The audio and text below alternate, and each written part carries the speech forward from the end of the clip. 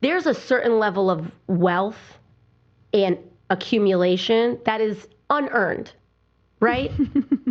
You can't earn $1 billion.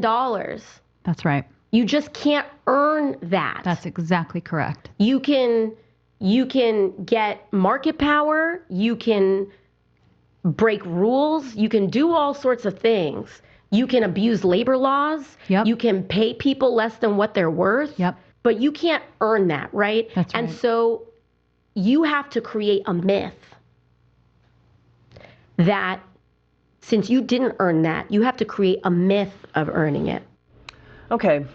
This is crazy socialist AOC, her crazy attack, you didn't earn that, on successful U.S. entrepreneurs who did work hard, did build companies from scratch, now employ and support tens of millions of jobs worldwide, and government jobs like AOC's.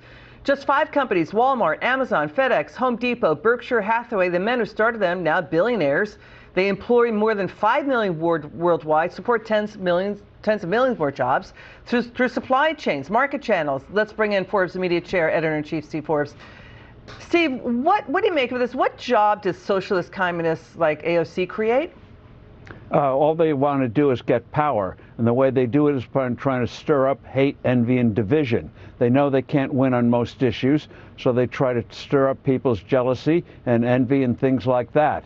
And so this old trope that behind every fortune is a crime has the goal of discrediting the people who create great enterprises, discrediting the private markets, the free markets, so they can get control. That's all about control.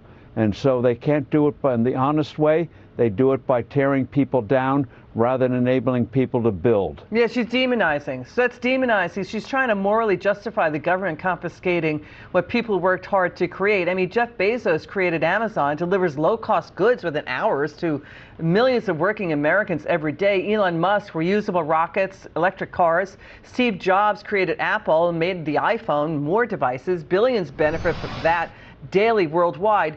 But no one can ethically earn $1 billion, and she's accusing all these good people of labor law violations with no proof and no evidence. This is just a smear campaign to justify the communist myth that there are more saints in communist governments than the Catholic Church, when it's a big money grab and abuse of power. Yes, it's all about destruction and power. If you look at the Soviet Union, where did they get most of their building in the 20s and 30s? It was from, actually, a lot of American businessmen went to the Soviet Union back in the 1920s, Liz, and helped rebuild that economy from World War I. Socialism, government doesn't create. All it can do is take. That's right. And, got to say, 1913 or thereabouts, I think, when Russia collapsed into the Soviet Union, how did it get there? With the wealth tax. That's unconstitutional. That's a communist money grab. Listen to Billionaires Citadel CEO, what he had to say about Democrats' attacks on success. Watch. Mondami's making it really clear. New York doesn't welcome success.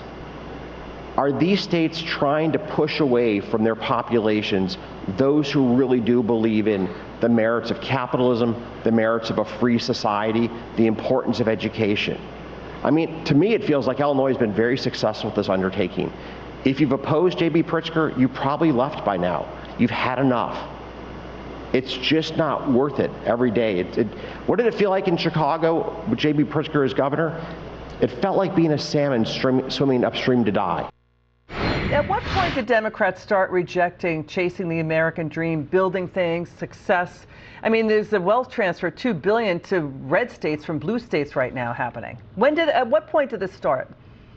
This really started back in the 1960s, and the left, give them credit, discredit.